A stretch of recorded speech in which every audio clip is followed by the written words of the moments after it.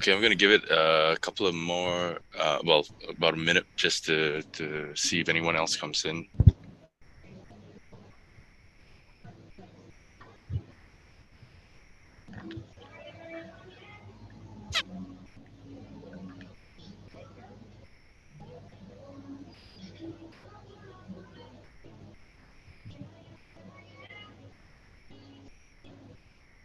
Okay, I think we can start. So, good evening, everyone. Thanks for joining us in this session on alumni perspectives for the ESSEC and Mannheim Executive MBA Asia Pacific program. Delighted to have with us here today two of our alumni from our previous cohorts, Ms. Lisa Pei and Mr. James Cheng. And as a high-performing executive, nothing should basically be holding you back from conquering your next summit. So we're going to hear some inspiring stories, hopefully, from our members of the alumni here, and learn about what their experiences were as they decided on the program and as they went through it. Okay, so oops, submitted. Okay, I think it's fine. Okay, great. So James and Sope, thanks for joining us again. I think a good way to start would be maybe for you guys to introduce yourselves. Maybe Sope, we'll start with you. Could you tell us about which intake you joined, your educational and professional background, and your current role? Yeah, I'm actually from the 2020 intake. So my background was I actually started as an engineering student, and later on I went into business Wait, and started realize that. did you say 2020 intake? Sorry, 2020 cohort is like The yeah 2018 intake, yep. yeah sorry yeah. So I was an engineering student, and later on I went into business study. Realized that I have a very strong interest in business. So then later on, yeah, I was in the engineering trade anyway. So it's more like a male-dominated industry. Okay, cool. And I mean, so you were in engineering and you were basically working in engineering fields. Where do you currently find yourself? Sorry? Where are you currently working at? What's your role currently?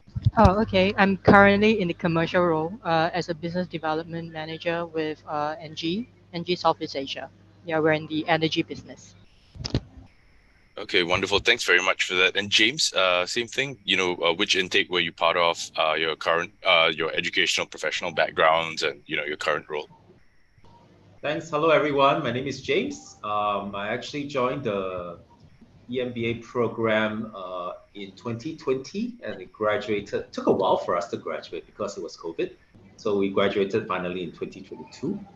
My first degree was with NUS. I studied business in Singapore. And basically, we decided to take the EMBA program. We can go into more detail later on. Right now, I actually am working in Adecco, which is a Swiss headquartered HR company. So we provide HR solutions, workforce management, and all these kind of solutions, including recruitment, across 60 countries. So I look after sales operations for the APAC region. Okay, thanks, James. So, you were talking about you mentioned about motivations for wanting to pursue an executive MBA, and I think that's a good sort of second question to pose to you guys. And James, since you sort of mentioned that, I'll start with you first. What were your motivations in considering that even made you look at potentially applying for an executive MBA program, and what really sort of drove you towards wanting to do that? I think when I was working overseas, outside of Singapore, maybe halfway through that, maybe about 5 years into it, living overseas, I looked at my senior leaders and all that. I think most of them have a second degree. And even if nobody said it outright, I felt that maybe that was perhaps a prerequisite to go on to the next level in any organization. So back then I was already thinking about it, but I think with most of us, it's hard to kind of stop pause our career to really look at this. And so I think the universe works in strange ways. So during COVID, I was actually retrenched, and that was a big break for me to really sit down and think through this. And at the moment, I decided to take the plunge and go back to business school. So that was 2020, and basically the motivation was, of course, to gain new knowledge, also to establish more business networks with classmates and people from different industries that I would be exposed to during the program, and also maybe are solving problems that they are facing, which I may not be exposed to, right? Because I have only worked in one or two sectors. Yeah. Okay, great. And Sepe, what were your motivations for wanting to pursue an executive MBA? Let me just say this. So Sepe entered the program before I actually joined ESSEC. So I wasn't there when she was doing her applications. James, obviously, you and I have had chats about this and a few years ago, and so I knew your story a little bit better. But Sepe, what were your motivations for wanting to pursue an executive MBA? Well, I would say that initially I thought that maybe a second degree would help me accelerate my career. And later on, I actually went through a very serious consideration because I know that the commitment level is high. And of course, investment is also great. But later on, I decided that yes, because at some point in time, we sort of like got in touch with a lot of information and we can't string them together very meaningfully. And I thought that, a second degree would help me to go into a more, I would say, have a better, broader view of things. Because then I was in sales. All along I've been in sales, and, I'm seeing things from a very specialized lens. So it's good that, a second degree might help me, right, to appreciate things on a broader scheme. Yeah, and that was, yeah, the chief, or rather I would say that the primary motivation. Yeah. Okay, cool. But did you know exactly what you were looking for? I mean, at the time when you started searching, did you actually know what you were looking for in a program? Um, yes, there were certain elements that I truly like because I know that this is going to be a very tough journey. I thought, and in fact, it somehow somewhat is. But I think that the diversity, I truly like it. And to be honest, I was looking around at different schools, and they were explaining to me that the cohort can be like a largest, probably a larger class, and that also translate to a wider network. But I thought that everything should come in a balance, a more balanced kind of approach. So the cohort definitely, the class size matter, but if it's too huge, a class, I think the attention span will not be as, focused. So I did a consideration and thought that, okay, the class size is good, it's diverse, we have a very equal, you know, um, count of female and male participant, and I kind of like it. Hmm. Okay, cool. So I'm going to ask this to James as well, but one final question around this part about, whether you knew what you were looking for in a program. And, thank you for my next question was going to be about why you chose the ESSEC and Mannheim program. But one side question or one side query that I had was, at that point in time, did you also consider, say, doing a more online program, or, why did you decide that an in-person program was what you wanted to do? Yes, sorry, that was meant for you, Sepe. Sorry, was that a question from? Yeah, that did you ever at some point consider doing a more sort of online program, and why did you decide that an in-person program was better suited for you? Um, well, then, to be honest, I think that the virtual program isn't that popular then, right? And plus, I think that when you attend class in person, you can feel the vibe. And that vibe is the atmosphere that really push you to learn and to interact. While online to me is, yes, I mean, in the past 2 years, we learned to do a lot of things online, but still lack of that. I can't feel that energy, yeah, the atmosphere in class. Okay, cool. And I mean, this is not me disparaging online programs. You know, online programs have a place. They fulfill a certain need. James, for you, did you know what you were looking for in a program when you were searching around, and what led you to join us? Yeah, no, I think in a way, yes and no. So I knew that I wanted to pursue an EMBA. I think what I didn't know was what aspects of business school EMBA programs were more important to me, or like so different business schools would emphasize different elements, right? So I think when I looked at ESSEC's program, of course there's a mix of in-person instruction, group work, the kind of variety of topics. I think really was intriguing to me. That for example, ESSEC is focusing on three themes, right? So sustainability, innovation, and entrepreneurship.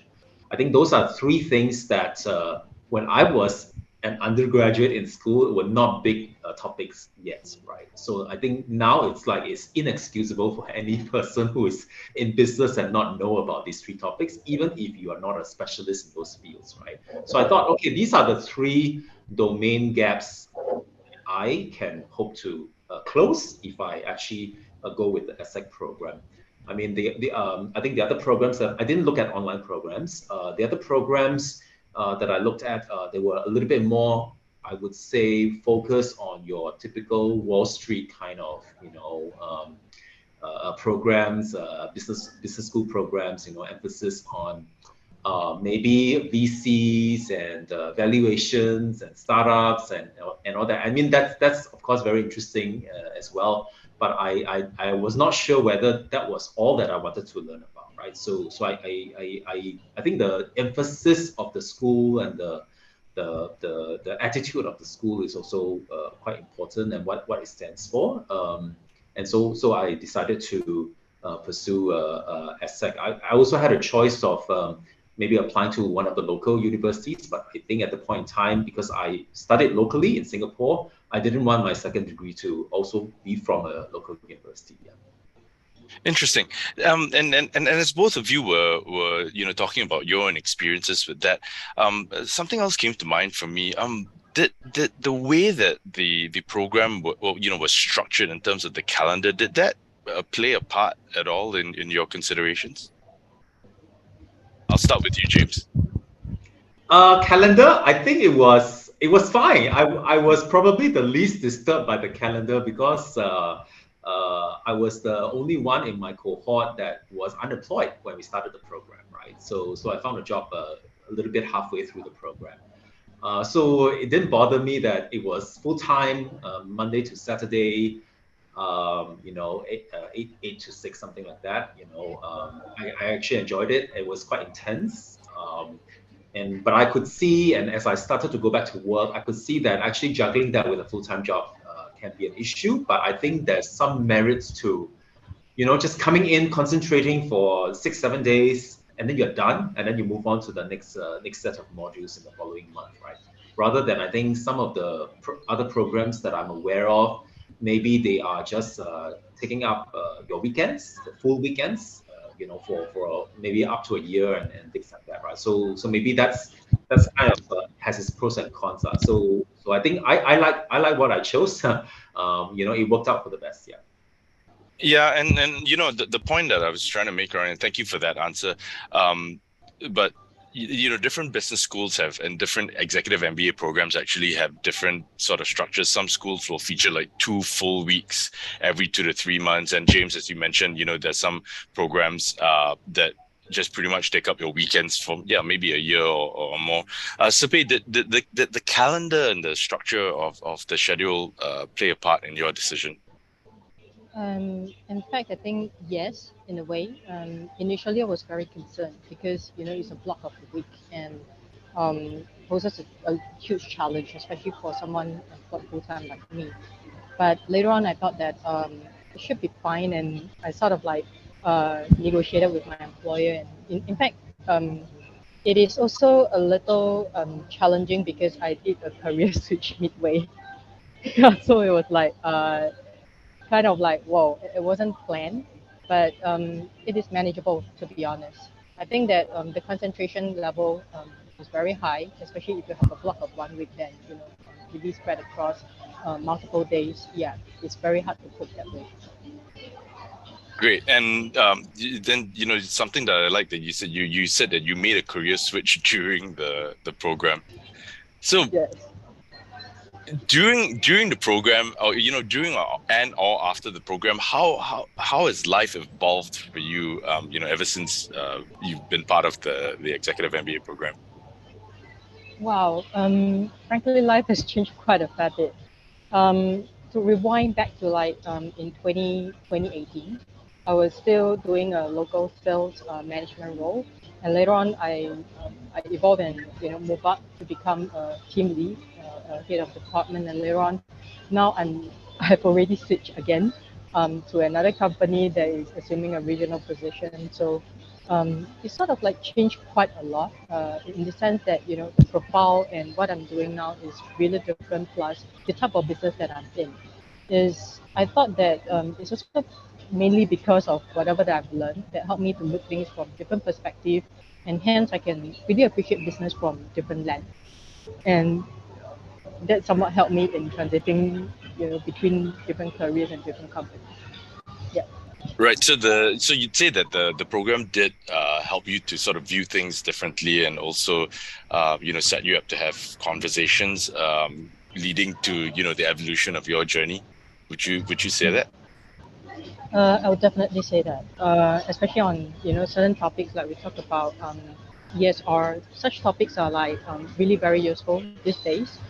Before the EMBA, this topic wasn't like really focused on, but now it's like after going through it, I have a better understanding of how this relates to business, or it helped a lot. Yeah.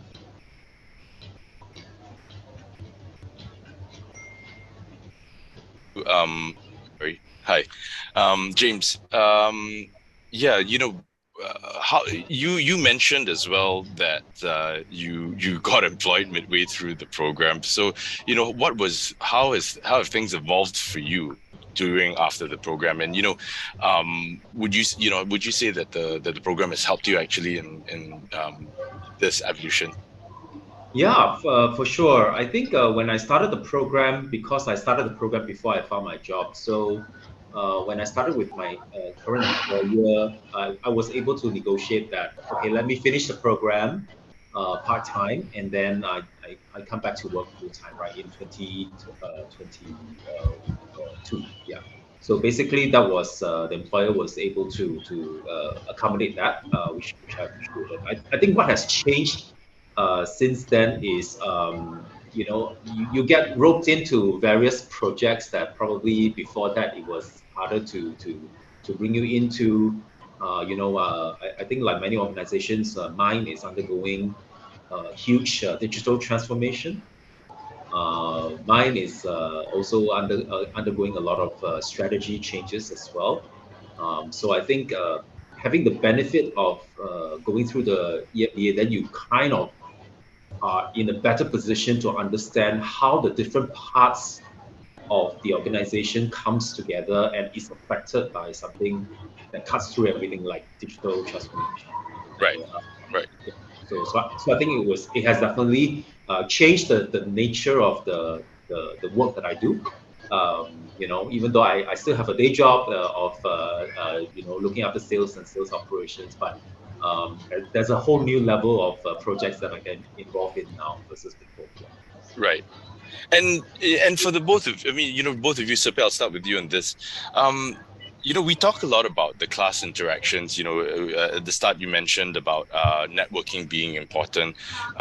When you got into the classroom, obviously you would have understood that there were new things that you were going to learn. How much do you think your fellow participants, your fellow classmates, right, contributed to that learning? I would say that a good 70-80%, if you really want to put a percentage Sure. to it, Yeah. because everybody brings different experience and different viewpoints to the table, and that's why I thought that even the lecturers, moderating the class, but essentially, it's all the participants that really throw in their ideas and their views. Yep. Yeah, 100%. And James, for you, do you remember what some of the best lessons you've learned from your classmates? I think my class was very diverse, right? So we had classmates from France, from Turkey, from Germany, from Scotland, and of course Singaporeans as well, and Filipinos as well. So it's very diverse, and on many business topics, the whole class is not singing in the same song. We're singing in opposite sides of the room basically. So I would say for many topics, the discussion in class is very rigorous. We get exposed to an opposite point of view. We get exposed to why the other person has an opposite point of view from me, and I thought there's also value in that, and really trying to bridge the understanding, Yeah. as we do as we have to do in our in our workspace as well. Yeah. Yeah. So I thought that was fantastic. I would say probably yes, more than half of the learning came from the class. Yeah. Yep, 100%. And, that's something that I always tell candidates as well. As you said, Sirpei's batch was also really diverse. You had people from Africa, France, all over Asia.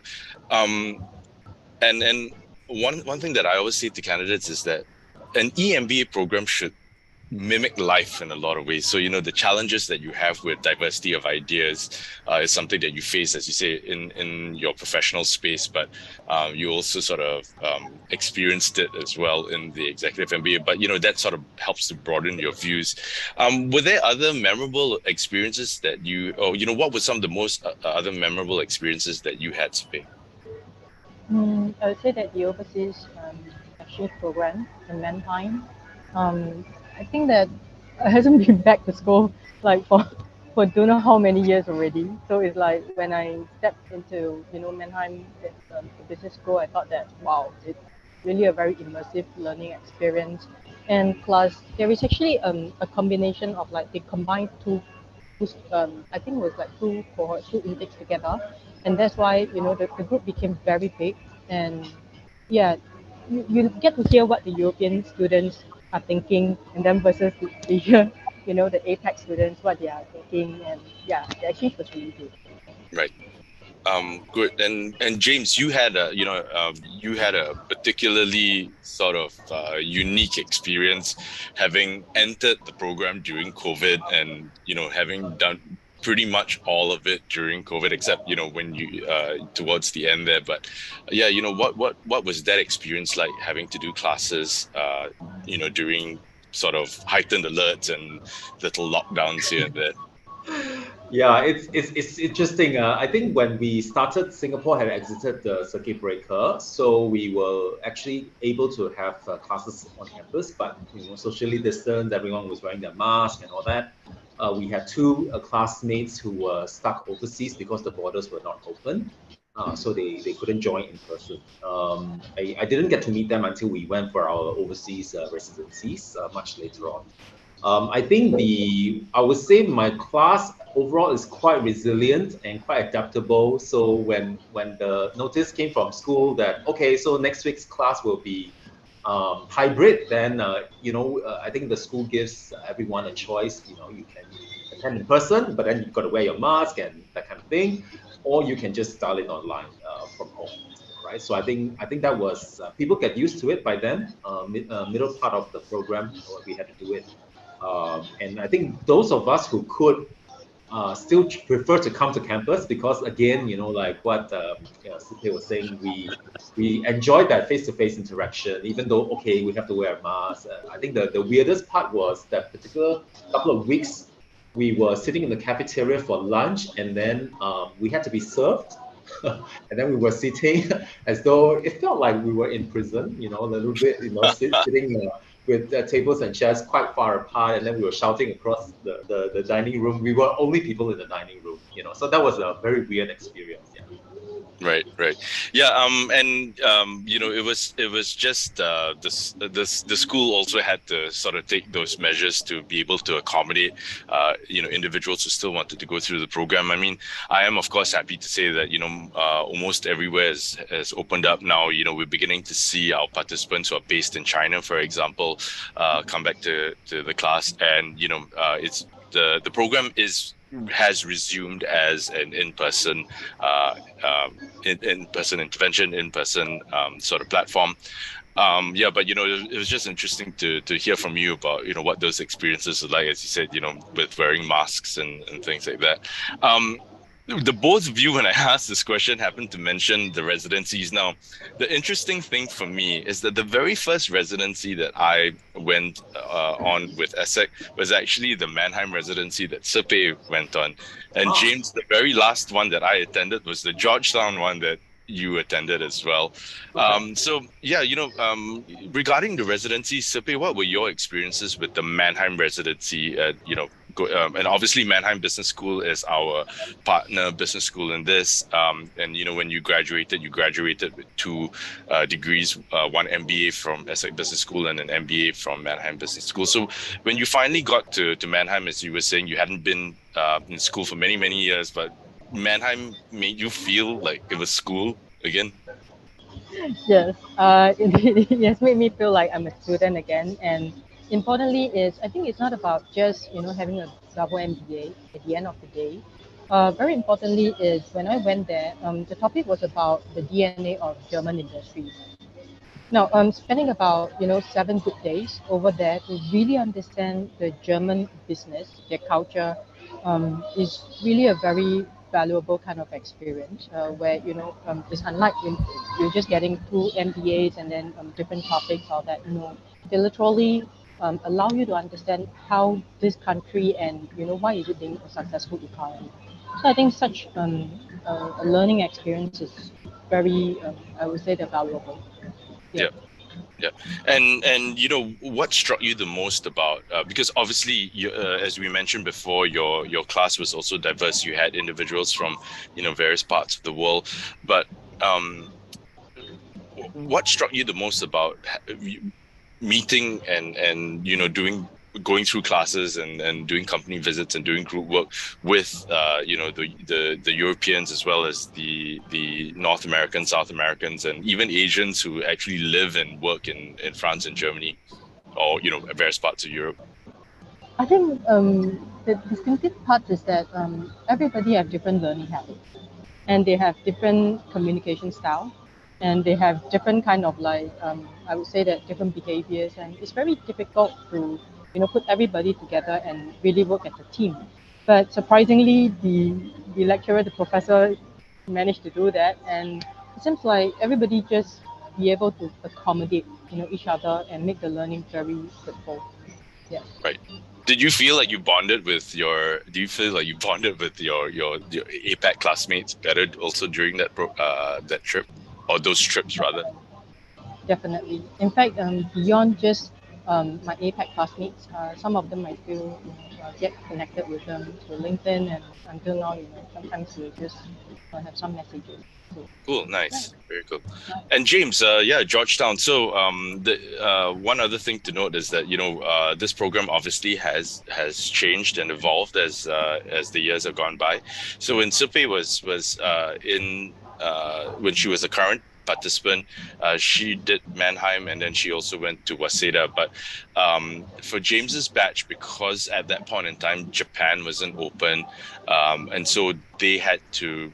The school had to find another solution to the residency issue, and eventually the school decided, ESSEC and Mannheim decided that they were going to partner Georgetown University in Washington D.C., which is which is one of the two overseas residencies that we currently feature now. So James, your batch was actually the first to go to Georgetown, and the next one will only go this year in July. But yeah, tell us a bit about your memories of the Georgetown residency. It was an interesting time to be in Washington D.C. because I think the Ukrainian war had just started, just months into it, I think, or weeks into it, something like that. And then we had from the ESSEC European campus participants who were Russians and who were Ukrainian join us. So it was very, very interesting to hear how they would actually, understand and perceive different issues, very differently from each other, and maybe also differently from the rest of us out here in APAC, right? Because I think in APAC, we are quite far away from that particular conflict, in terms of proximity.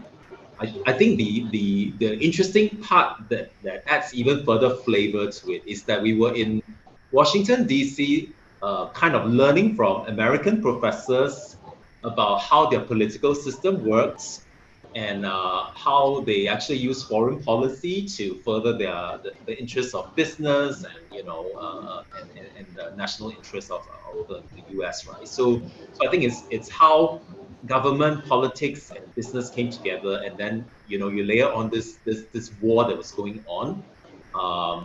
That week was very intense. Let's just say it that way. In terms of we're trying to understand. Okay, when do we not touch on certain topics? In the group discussion. In the sense we didn't want to offend our cohort mates who are from Ukraine or from Russia. Right? So Yep. so it was a bit weird, but I think we made it through. It was quite interesting. Yeah. I mean, I suppose everyone, was polite when they needed to be. But you had it was interesting hearing from you in those classes because your part of your background was also in the public service, right? Yeah, that's right. So you definitely had an interesting take on American civil society and public administration. Did you find things that you thought would work in let's say in Singapore, or things that wouldn't?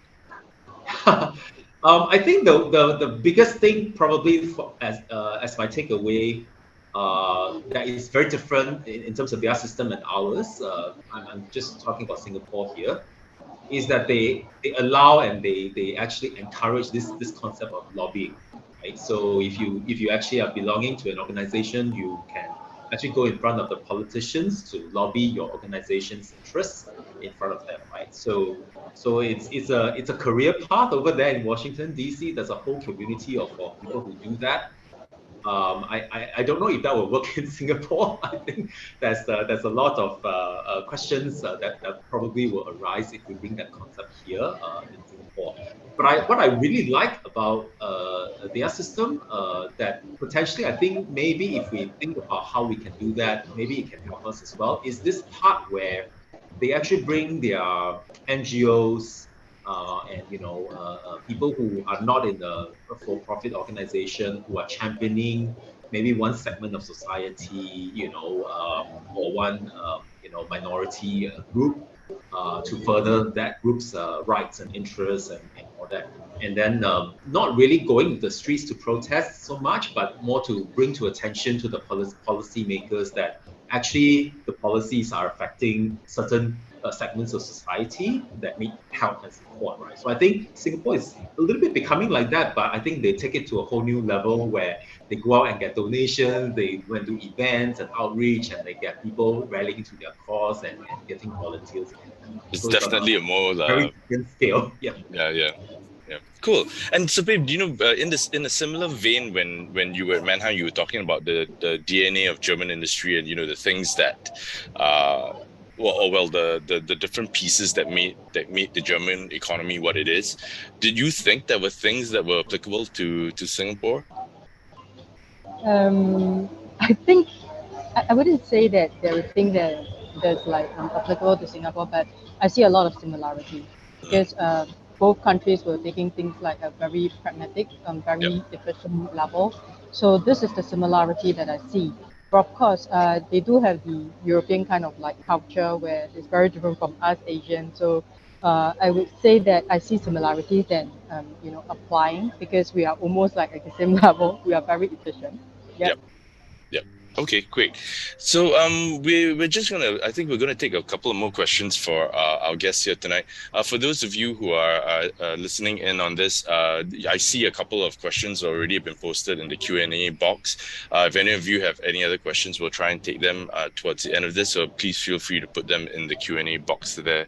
I guess to sort of round out this conversation, we've talked about your backgrounds, your considerations for doing a program, some of your experiences with the individuals that you've met during the program, some of the experiences that you've had on your residencies. If you sort of had to distill it down into, say, about three key considerations or three key pieces of advice, maybe, or three key recommendations that you would make to potential candidates of the executive MBA program, knowing what you know now, what would you recommend to our current candidates? Sapir, you want to start with that? For me. Okay, I think the first point being the quality of the education program. To be honest, I think ESSEC has a very well recognized quality in terms of how they run the programs, all that. And second thing would be diversity. I think this is very important to me because being a female candidate, of course, I hope to hear same voice and different voices. Then thirdly, I think the size of the class to me is very important because I've been to the other business school. I realized that the class cohort is too huge that I don't think that I can focus. I don't have kind of like concentration from the professor potentially. So the size of the class matters too. Yeah, these are the three important points. Wonderful. Yeah. Right. Very good. So, and James, yourself, what would be your three key recommendations? I think for me, when I think about an EMBA program, knowing what I know now, I probably would ask myself one serious question before signing on the dotted line. Am I prepared to make the commitment to, that one whole week really, be very present, be really contributing? Because as you guys have heard from Supe and myself, half the learning is going to come from us, including ourselves, right? Including the classmates. So if you are actually going to show up and then just expecting a lecture and all that, then you are actually diminishing your own value of the experience that you can bring to the course, right? So I think that's one consideration. Am I prepared to actually also teach my other classmates as well, based on the experiences that are unique to my career and all that, right? So if the answer is yes, then I think this is a good program for you. I think probably the second consideration is the international exposure and diverse point of view. So I think the breadth of the program is such that it has an Asian flavor to it, but it's also very European in the outlook. And that's something that requires you to be challenged all the time, and then you need to contribute all the time. You need to hold an opposing view sometimes, and it's okay to share that. So if that's something that sounds appealing to you, then I think this is also a good program for you. And then probably the last consideration is really the residency. That was an attractive point for me, and able to travel with my classmates to a different country to interact with students who are under a different program and who have completely different perspectives from us and what we've learned, and then making the comparison and dialogue around that. I think those are interesting, and of course expanding our network for our work, right? Yeah. Wonderful. Sapir, you're going to say something around that? Yeah. In fact, I remember that there was this particular factor that I asked the previous manager, the course manager, is that what sort of profile am I looking at, for my classmates? And I realized that, my cohort the intake was very good because, you see, they come from different industry. They are assuming different positions, and that one really adds to, the value of the course because you get to hear different things, different functions, and how they actually look at things. This appears to be very important to me, and I thought that, wow, So it's a very important point. This actually sort of like second to what James had said. Yeah, yeah, absolutely. Yeah, and again, it's something that I always tell candidates as well. Imagine you're an engineer and someone, and your classmates from marketing, and both of you are debating, a case study in finance, for example. You're all going to come with different, different backgrounds, different views on the topic. And I think that's where, as the both of you have rightly mentioned, that's where a lot of that learning definitely comes from. So yeah, thank you for that. Okay, let me just see if there are any questions for us. Okay, yeah, we got a few. Okay, so one of the questions asks, having been working in the field, what would you say was your biggest surprise when you went back to school? James, you want to start with that one? Biggest surprise. How much more reading there was for case studies and assignments and things like that, and how fast you needed to read actually to get through the material and prepare for class. I think I genuinely felt a bit rusty, going back to school in that context, to actually train yourself to again, read through things quickly, get the gist of it, and also then be able to go to class with already some questions in your mind about the case and being ready to contribute, right? So I think that was intense at the beginning, and then it takes a while to get used to it. Right. Sape, what would you say was the biggest surprise when you came back to school? My biggest surprise is that experience is actually quite relevant to the course, in the sense that you literally bring your experience to the table. Pretty different from those like very classroom style where you listen to the professor. Over here is like totally different. You get to contribute and you become a walking book where people learn from you and then you learn from others. So this is the biggest surprise because back in the school you literally learn from the professor. You don't learn from your peers, right? Yes. So yeah, this is one of the big surprises. Yep. Yeah. Were you guys also surprised at how quickly your assignments started to come in, even from the very first week? Oh my goodness, yeah. I think there was a couple of months where we were finishing up the post-module assignments, and then the pre-module assignments of the next module already came in the same week. Yeah. So. Yep. So, was that similar for you when you started? Yes, exactly the same. It's like we are rushing through every week. Yeah. Yeah. So I mean, the fact of the matter is it's that intent. It's intense. It's meant to be intense. It's meant to be robust. But again, with what the both of you was saying, especially when you were talking about you saying experience matters, right? EMBA programs are part-time programs because they exist for individuals who are in a more mid-senior to senior role and or stage of their lives, maybe taking a whole year off. It's just the opportunity cost is just too great, to do that. You've got your work and your families and all to think of. But the other thing, on the flip side of that coin, right? EMBA programs can only exist as part-time programs or modular programs simply because of the experience and expertise of the individuals that we bring into class. And that lends weight to what you both were saying about how much you learned through the discussions and the debates that you had with your fellow participants. So yeah, thank you for that.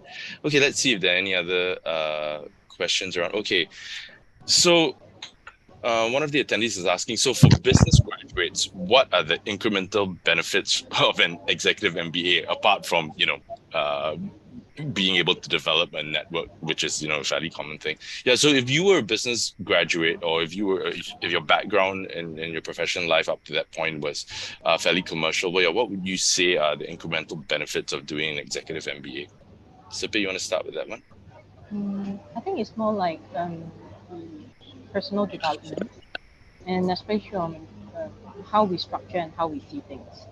Because like I mentioned earlier, we receive information from multi-channel these days, and to string things together and make meanings out of it is you probably see things from your view.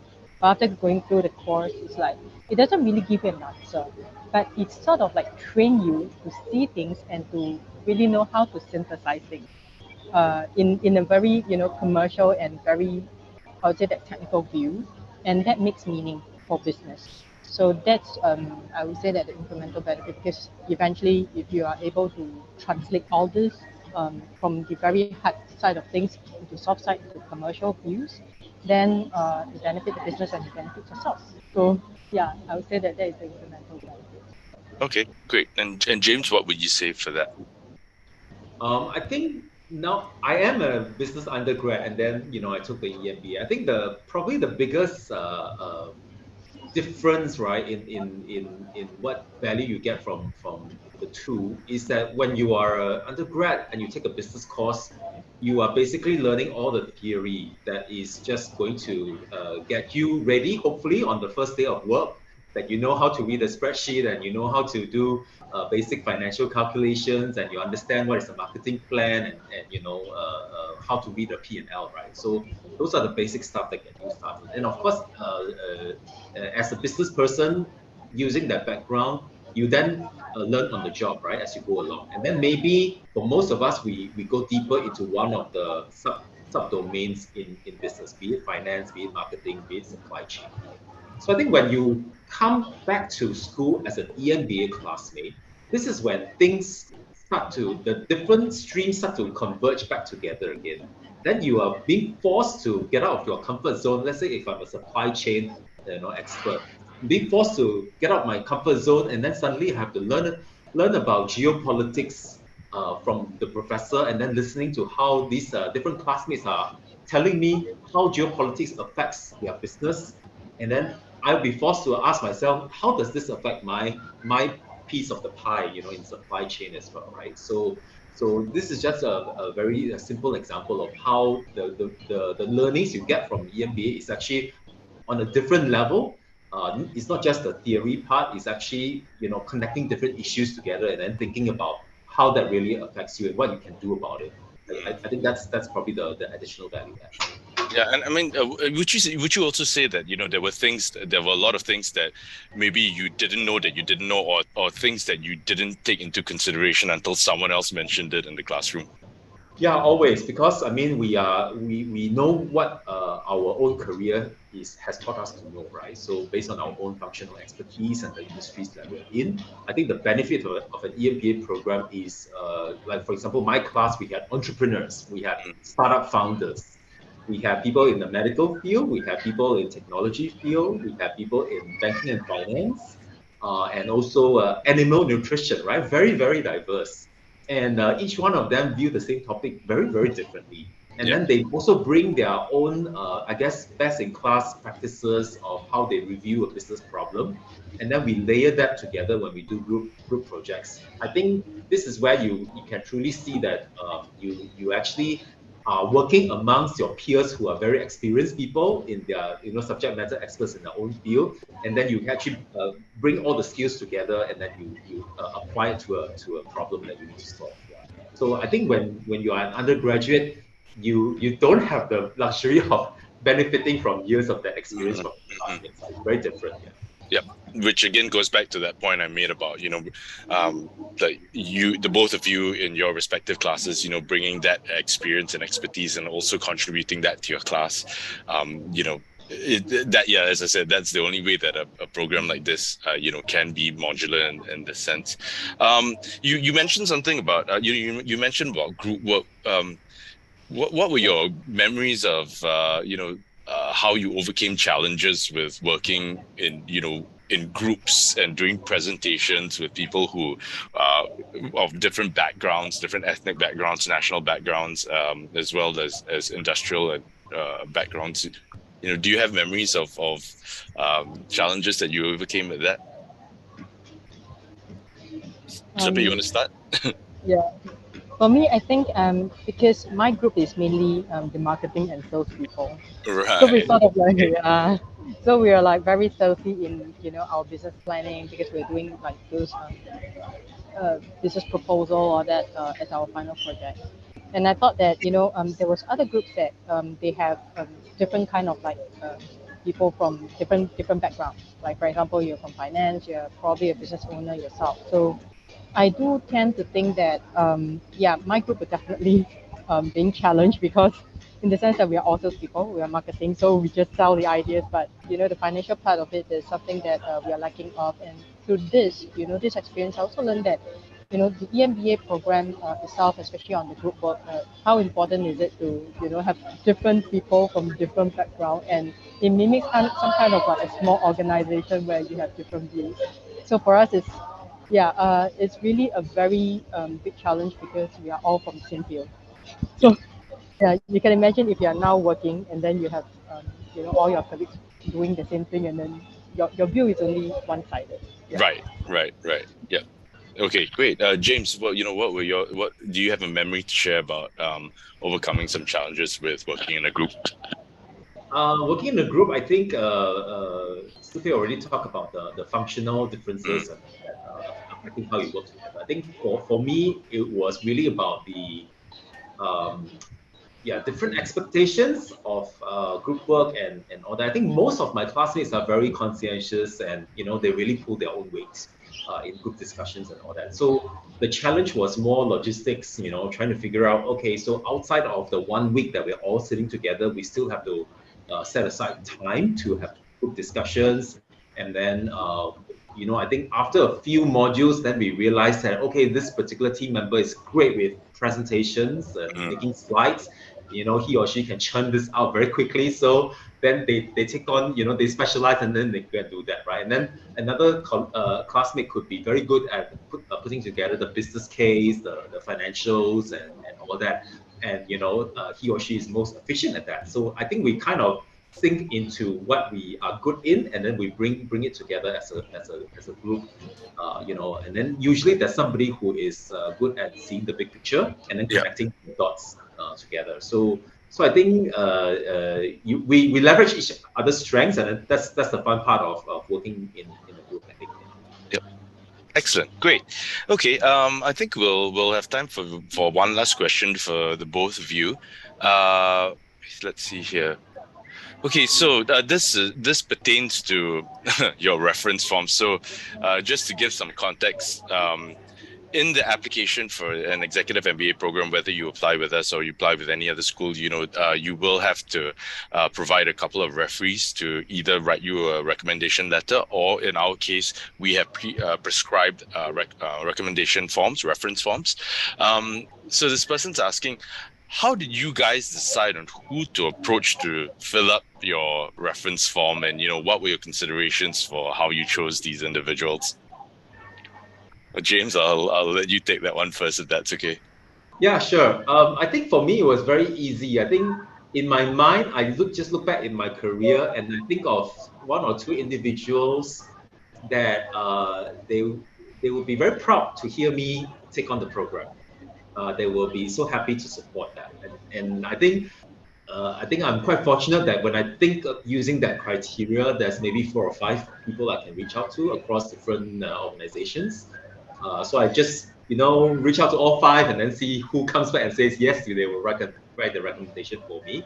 And it was quite simple. So one was a former direct manager of me, and then another was a HR leader of my team in the previous role as well. So I think it was pretty straightforward. Right. Cool. Very nice. And Sabe, how did you decide on who to approach to have your reference forms filled up? Well, to be honest, I immediately approached my ex-boss and my immediate direct reporting manager. Um, Mm. well, because they are the most relevant, isn't it? It's like they know my working style. They know that if I really needed the course. Yeah. Yeah, wonderful. And again, yeah, I think your both your answers are really in line with, again, what I tell candidates. Because whenever I get asked this question, I always tell them that they should have at least one individual that they reported to directly, because that's going to be a real experience. And then the other person, obviously, if they were, again, someone that you reported to, that'd be great. But the other person could also be something like someone that you worked with on a project, or even a client, or those sorts of profiles. Okay. James, Sapit, thank you so much for taking the time to do this with us. We're really grateful for your insights on this, and we hope to see you both again soon at some of the upcoming events. To everyone else, I believe my colleague has put my contact in the webinar chat. So thank you for joining us for this. Thank you for taking the time to also come and get some insights from some of our distinguished alumni. If you have any further questions pertaining to the program, I'd be more than happy to chat through, your individual experiences or, your individual cases. Of course, when we talk about things like scholarships and stuff like that, they are really unique to each individual, depending on where you're from, what you do, your experiences, and so on and so forth. I would say, whether you apply with us or anyone else, please make use of your advisors, because we do have a lot of oversight on how to position your profiles if you decide that you want to apply for an executive MBA program, and be really interested to get to know you guys and determine what's best and what's possible for you. Okay, so reach out to me. The email address. You can also visit our website and download our brochures to get more information on some of the things that we were talking about. For example, the residencies, the schedule, and all those sorts of things. Again, James and Sipi, thanks very much for this. Hope to see you guys around soon. To everyone else, have a good night and keep safe. Thank you. Bye.